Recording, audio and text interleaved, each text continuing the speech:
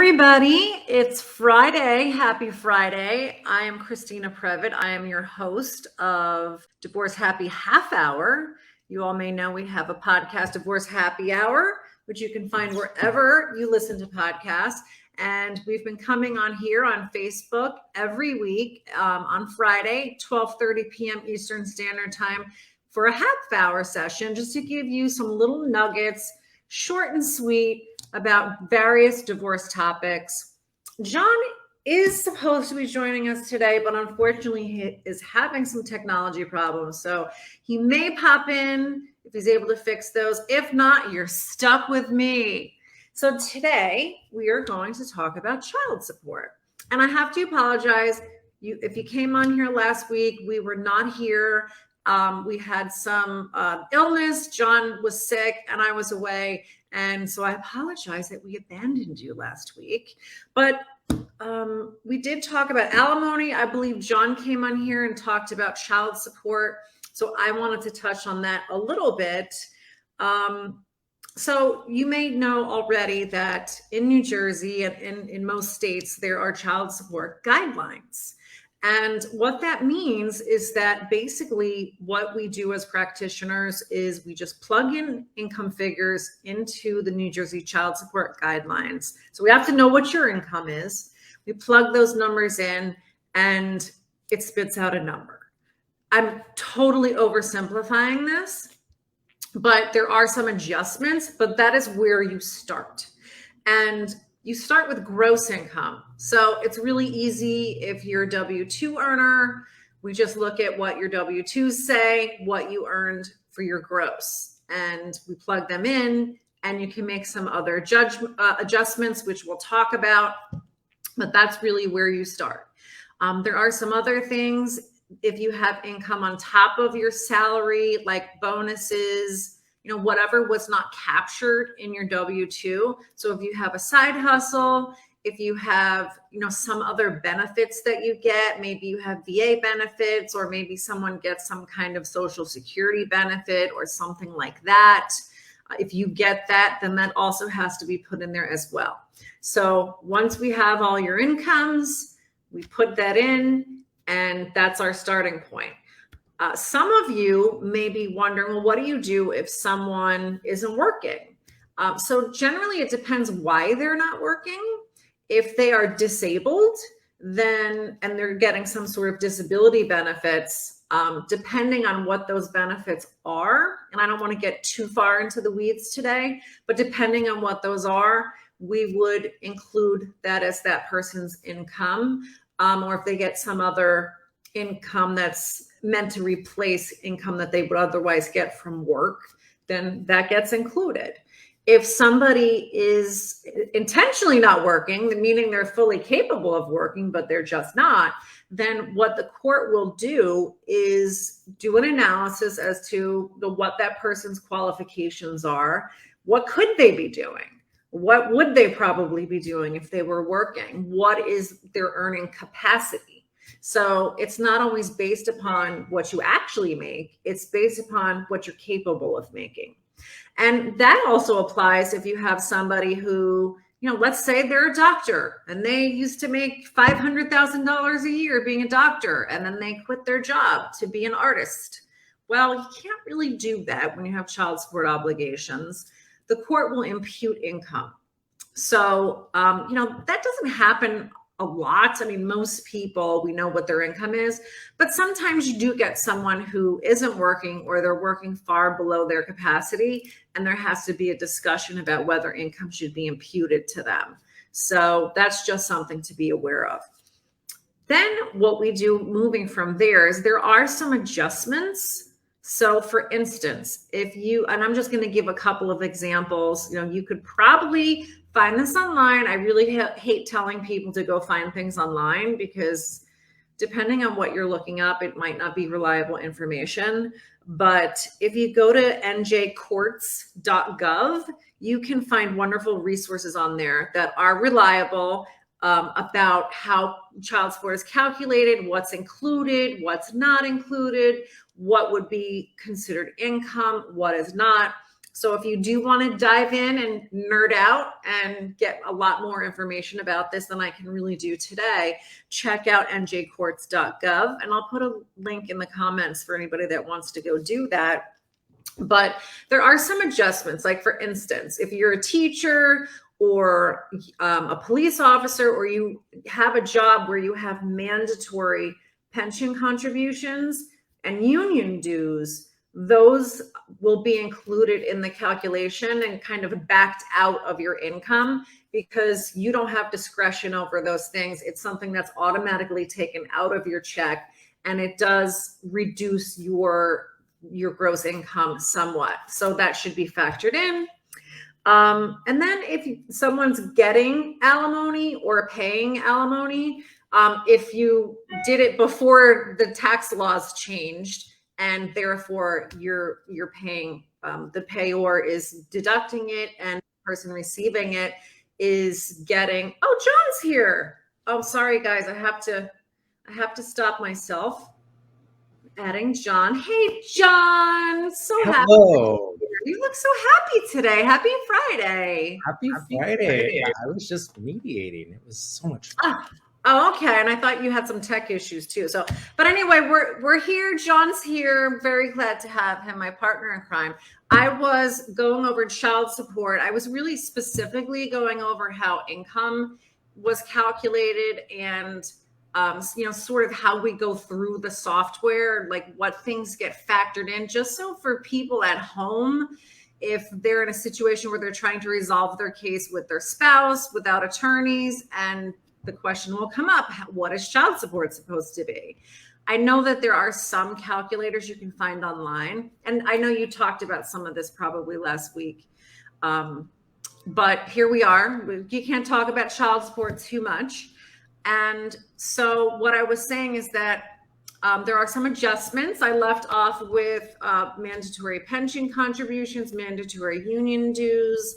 Can you think of anything else that are more common that we see where they get sort of a deduction?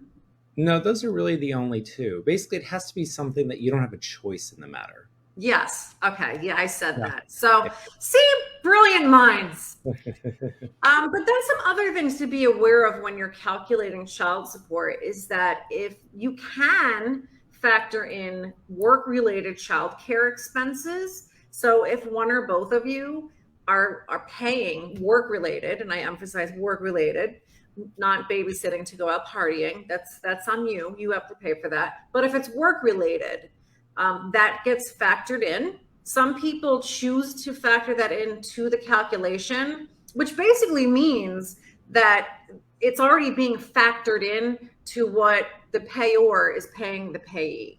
So you don't have to reimburse someone outside of that. Some people will choose not to do that because if their childcare expenses change a lot, you don't want to have to keep redoing the child support calculation.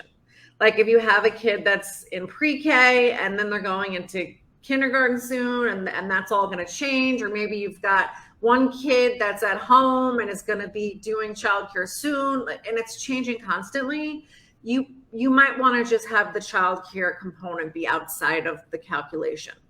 But that's something for you to figure out if that works for your family. So there's childcare. There's also medical insurance premiums for the kids. And that is the added amount. And what I see a lot of people do is they just look at how much they pay and they think, okay, well, I've got myself and 2 kids on here. I'm just going to divide it by 3. That's really not how you're supposed to do it. If you are comfortable doing it that way, and you're both happy with that, and you don't really want to nickel and dime each other, I support that. You go ahead and do it. Mm-hmm. But if you do want to do it, the right way, I put that in finger quotes because I think we get a little too stuck on always doing things the right way. But if you want to do it that way, you would calculate, let's just say it's mom that has the health insurance for the kids. You would see what mom is paying just for herself if it was just her. And then you see what would the price be if it was a family plan, or her plus 2 dependents, or whatever the case may be. And then the difference is what is attributable to the kids. And that's what that's what gets factored in. That is what the other parent has to contribute to. And then, there's some other things that typically as divorce lawyers, we do kind of customarily outside of the child support guidelines. And that is like one example is extracurricular activity expenses, summer camp, unreimbursed medical expenses, except that the first $250 per year per child is already factored into the guidelines calculation. So you would want to figure out, how are we dividing things beyond that amount? And then the rest really just depends on your family. I just noticed I have a big mess back there because I just moved. Just gonna I can't hide it. Oh well, I moved. People forgive me, but it depends on your family, right? Like if your kids are 2 and 3, they might not have a lot of extracurricular activity expenses, but they probably will at some point. But if they're 15 and 16, they may, especially if they're heavily involved in sports, and those things can get costly. Like if you play hockey or lacrosse, dance, those things are really expensive. So you might want to talk about how you're going to divide those things outside of the child support guidelines. But I have been rambling on long enough. I want to give John, you an opportunity to show us your brilliance. Oh my goodness. Well, thank you. Well, I think you hit most of the things, Christina, already. But what's interesting about child support is there are people out there that are technical. Like, I need to know the exact dollar I'm entitled to from child support. And so all these things that you're talking about would be part of that. Like, you have to, get down to the nitty gritty of exactly how much someone's entitled to. Whereas the reality for a lot of people, I would say health insurance premiums are a great example. We live in a world where they change drastically year to year now. Same thing with childcare. And those are things that when Christina and I first started practicing, there wasn't as big of variations year to year as there are now. And so I actually, I sort of recommend that a lot of people consider not including them in the child support amount and just splitting them separately because they change so much. And child support, let's be honest, it is changeable, but changing child support's kind of a pain in the butt because it requires you to have more fights. So when you go through, John, discussions. but seriously, if you're looking at all these things that are deducted from child support, what is it that you are probably hearing us say? Places where you can fight with the person that you are having discussions with the person that you're with your co-parent, because each one of these things that we're talking about is a data point. So like, could you argue about your income? Yes. Can you argue about who's claiming the child for tax purposes? Yes. Can you argue about how much the health insurance premium should be? Sure you can. So there's all these things that you can argue about.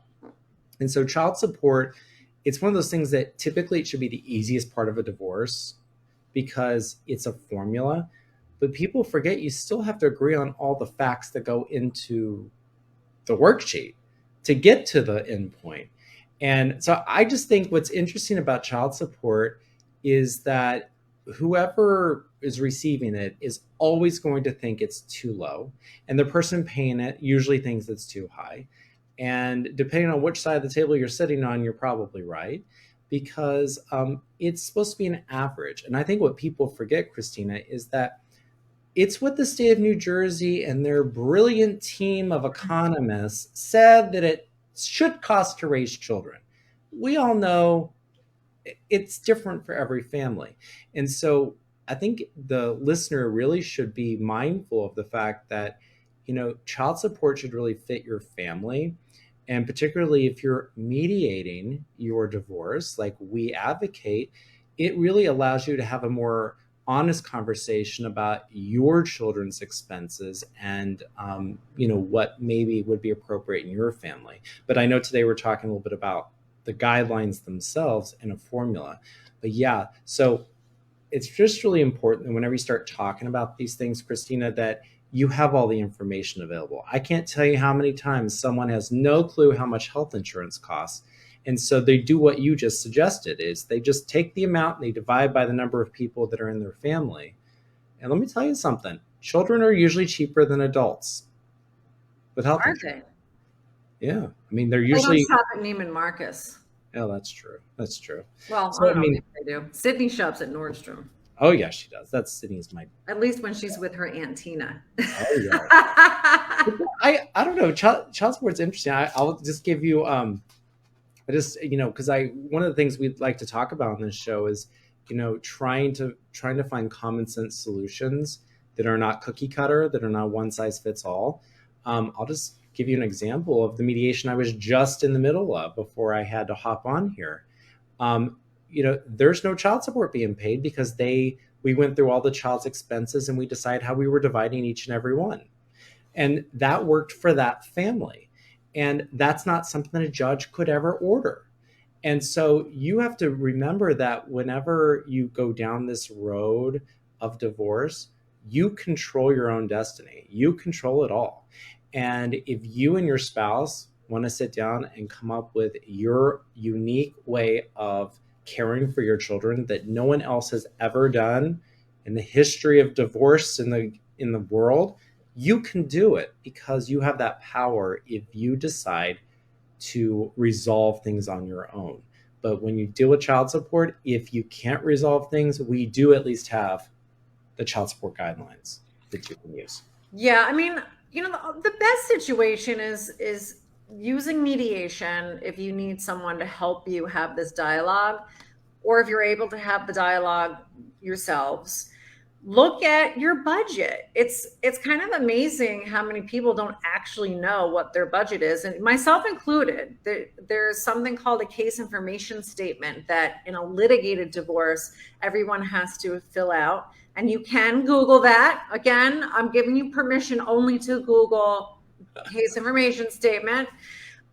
So look at that. There's a budget, and I encourage everyone, if you're thinking about divorce or going through it, you will have to do this at some point, but fill out the budget, because we all spend probably more money than we think we do, because you might look at, okay, rent or mortgage, electricity, car payment, those sorts of things, but there's plenty of other stuff that you spend money on that you're kind of forgetting, or that maybe you don't spend money on every month, but maybe it's a little more intermittent, like Botox, for instance.